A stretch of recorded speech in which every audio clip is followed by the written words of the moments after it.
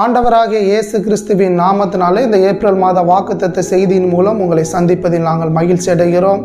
மத்தேயு சுவிசேஷம் 15வது அதிகாரம் 28வது வசனம் சொல்லுகிறது, நீ விரும்புகிறபடியே உனக்கு ஆக கடவது. ஹல்லேலூயா. இந்த மாதத்தில் நீங்கள் எந்த காரியத்தை விரும்புகிறீர்களோ அந்த காரியம் உங்களுக்கு கூடி வர பண்ணுகிறது நம்ம கர்த்தராகிய இயேசு கிறிஸ்து.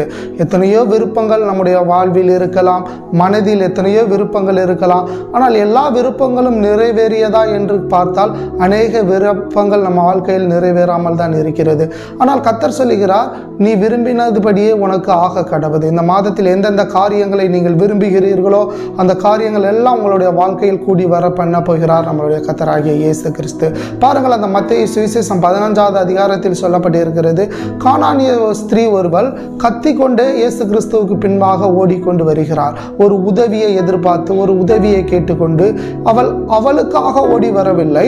அவளுடைய குமாரத்தி மரண வேதனை பட்டு கொண்டு இருக்கிறாள். அதற்காக அவள் கதறிக்கொண்டு ஓடி வருகிறாள். இயேசு கிறிஸ்துவிடம் ஒரு உதவியை கேட்டுக்கொண்டு வருகிறாள். ஆனால் இயேசு கிறிஸ்து அந்த 15வது அதிகாரம் 28வது வசனத்தில் சொல்கிறார், உன் விசுவாசம் பெரியது மகளே, உன் விசுவாசம் பெரியது, உனக்கு நீ விரும்பினபடியே உனக்கு ஆக கடவது என்று. அப்போ ஒரு சுகத்தை கொடுக்கிறாள் அந்த மகளுக்கு. இந்த விசுவாசத்தை, பெரிய விசுவாசத்தை காண்கிற தேவன் நம்மளுடைய பெரிய விசுவாசத்தையும் உங்களுடைய விசுவாசத்தையும் என்னுடைய விசுவாசத்தையும் அவர் காண்கிற தேவனாய் இருக்கிறார். எத்தனையோ காரியங்களில் நம்மளுடைய விசுவாசம் தொய்ந்து போய் இருக்கலாம். ஆனால் நம்மளுடைய விசுவாசத்தை அவர் காணும் பொழுது நம்மளுடைய வாழ்க்கையில் அவர் அற்புதம் செய்கிறவராக இருக்கிறார். ஹல்லேலூயா. அப்போ விருப்பம் நம்முடையதாக இருக்கிறது.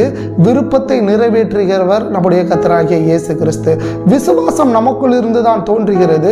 அந்த விசுவாசத்தை கண்டு அற்புதம் செய்கிறவர் நம்முடைய கர்த்தராகிய இயேசு கிறிஸ்து தான். அப்ப எப்படி அந்த கானானிய ஸ்திரீக்கு அற்புதம் செய்தாரோ, கானானிய ஸ்திரீயுடைய மகளுக்கு அற்புதம் செய்தாரோ, அப்படிதான் நம்மளுடைய விருப்பங்களையும் அவர் நிறைவேற்ற வல்லமுள்ள தேவனாய் இருக்கிறார்.